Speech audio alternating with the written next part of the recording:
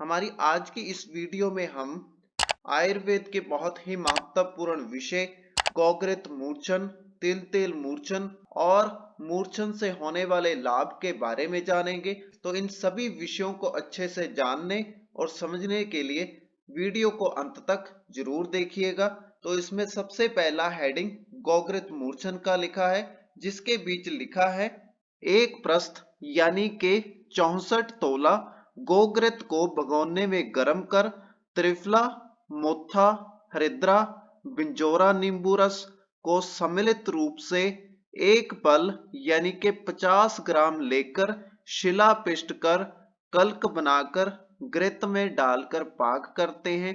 आचार्यों ने द्विगुना या 4 गुना जल भी डालने को कहा है। जब जल अंश समाप्त हो जाए तब छान कर सुरक्षित रख लेते हैं। तो ये गौग्रत मूर्छन की विधि बतलाई गई है। अब इस विधि को समझ लेते हैं। तो यहाँ पर सबसे पहले 64 तोला गाय का घी लिया जाता है।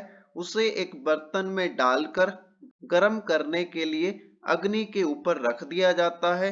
तो उसके बाद त्रिफला ब्रैकेट में लिखा है अलग अलग। तो त्रिफला के तीनों जो औषधियां होती हैं, जिसमें हरड़, बहेरा और आंवला होता है, इनको अलग अलग मात्रा में लिया जाता है।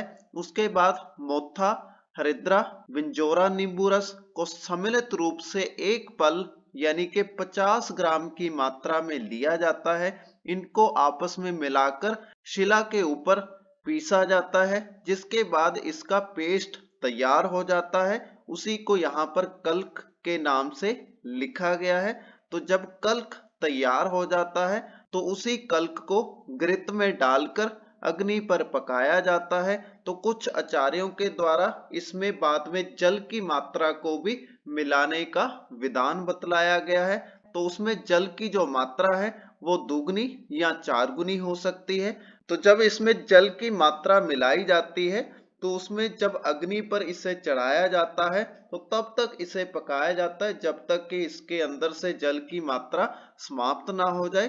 तो यहाँ पर जल की मात्रा समाप्त होने के बाद इस औषधि को छानकर सुरक्षित रख लिया जाता है। तो इसी के साथ गौग्रत मूर्छन यहीं पर समाप्त होता है।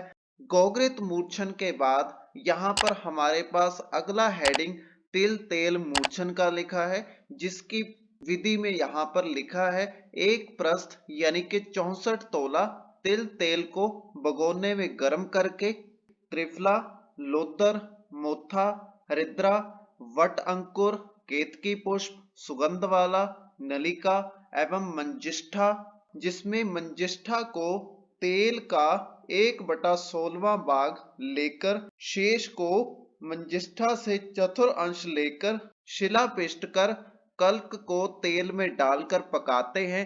द्विगुना या 4 गुना शुद्ध जल डालकर मूर्छन करते हैं। तो तिल तेल मूर्छन की विधि भी यहाँ पर गौग्रत मूर्छन के समान लिखी गई है। तो यहाँ पर पहले इस विधि को समझ लेते हैं। तो यहाँ पर एक प्रस्थ यानी कि 64 तोला तिल तेल को लिया जाता है।